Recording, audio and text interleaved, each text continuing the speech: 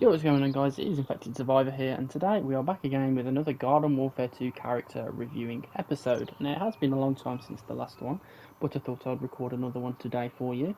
And today, as you can see, we are doing the Party Rose today. So, the Party Rose is pretty much just a slightly worse version of the regular Rose, except with party time. That is pretty much the Party Rose in a nutshell. Yes, I do think because I think she does one less damage than the regular Rose, but has and who less ammunition in the clip, but she does have party time, and obviously it's kind of a balancing act really. If you can get the party time, then it is worth using Party Rose over Reg Rose, but if not, then the one extra damage from the regular Rose probably is more better. Regular Rose is probably better than Party Rose. But I'm just going to come out and say right now, straight away, Party Rose is my favourite character in the whole game. I think the Rose class is my favourite in the whole game, so it does give a bit of an edge. But I do believe that Party Rose is just my favourite character, by a long stretch, to be honest. So I'll go over the abilities quickly for Party Rose. So we've got the Gotify, Time Snare, and the Arcane Lotus. Time Snare is okay, it just slows down enemies, not the best, not the worst. The Gotify ability, Psychedelic Gotify and Regular Gotify, doesn't really matter in my opinion which one you use, they both are pretty much used for the same thing.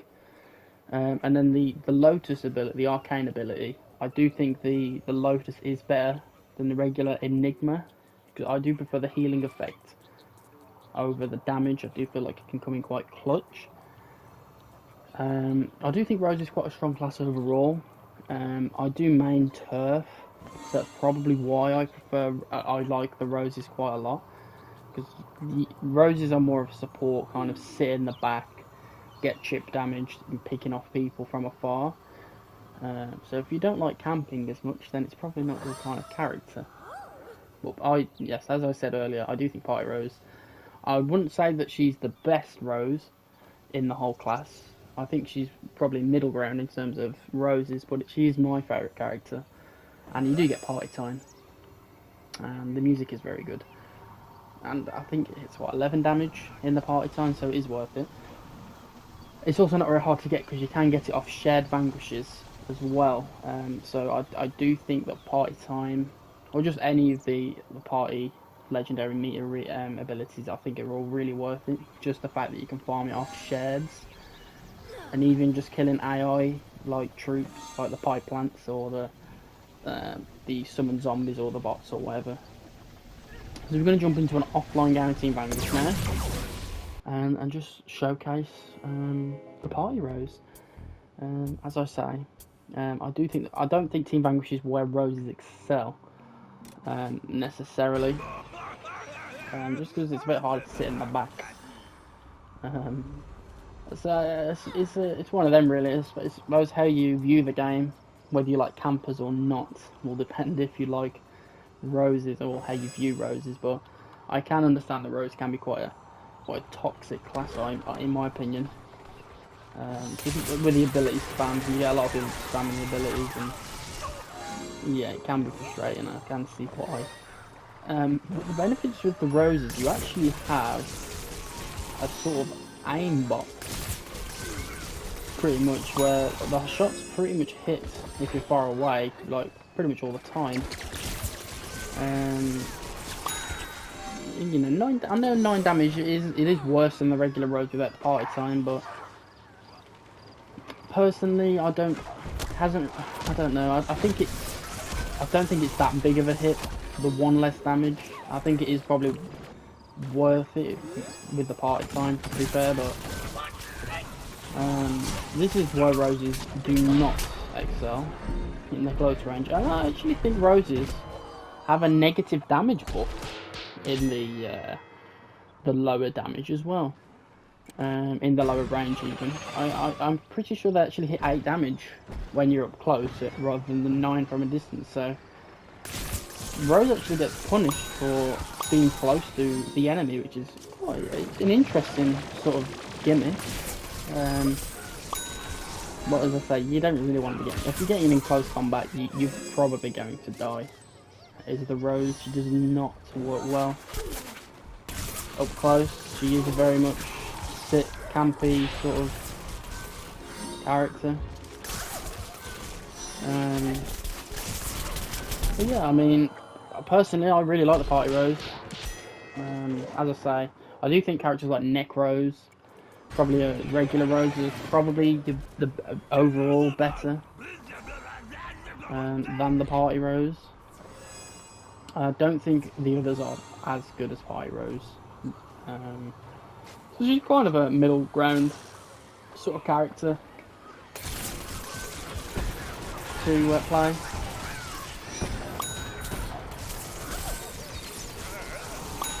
I mean, like, she drops people pretty quick like that. Like, I mean, 9 damage is nothing to cry about. Like, it's really good damage, especially with the aim lock as well.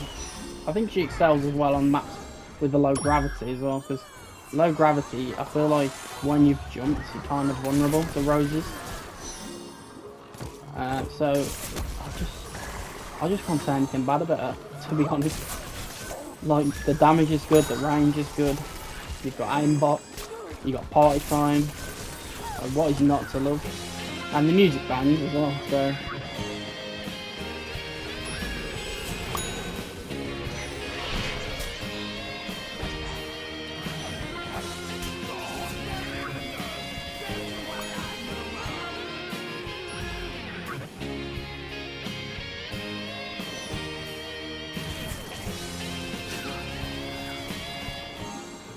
Yeah, I mean, I had to sit and listen to that one. Again, it is biased, but I do think that is the best music in the game, best party tune. But it is my favourite character, so. The Arcane Lotus as well, it heals you for quite, I'm not sure the exact amount, I think it might be like 25, 30 health, something like that, but it heals instantly. Plus you get immunity when using it. And you can heal teammates. Can't say that I do that very often, but it is there. It can certainly save you a lot of.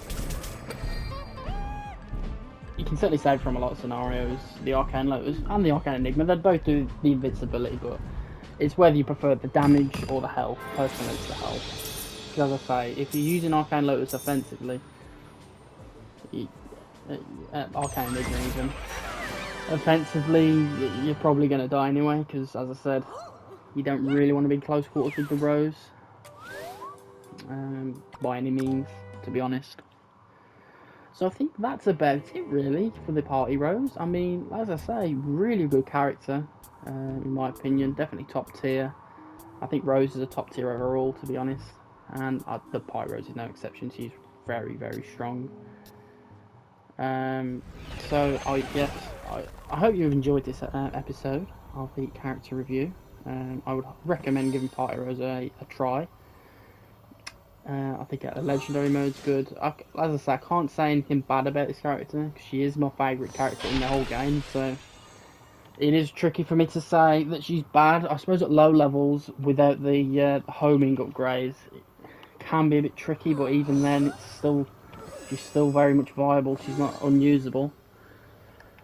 But I think once you've got this character mastered, or even just the abilities, all the upgrades and everything just decent, and I do think I would get Arcane Lotus. I know it's 500,000 coins, it is a lot of coins, but I do think it is worth it. I think it is definitely better than the Arcane Enigma. Our other two abilities are a little bit meh. They go to fight, can help you in close scenarios just to get them off your back and help you get out of the fight. But I don't really see myself using them abilities much. It's most of the Lotus and just grinding it for the party time, really. So, yes, I hope you've enjoyed this episode. Feel free to like, comment any characters you want me to do in the near future. I am going to try. I'm going to try my best to get some more episodes out. Just because I really, really like this game, and I think it's good to give some honest reviews on every character. As I say, I've said in previous episodes, I have mastered every character, so I feel like I do have quite a good sort of understanding of how each and every character works. which ones are good and which ones are bad. But yes, I would give Pyros a try if you haven't already. So yes, I appreciate everybody watching, and I'll see you next time. Goodbye.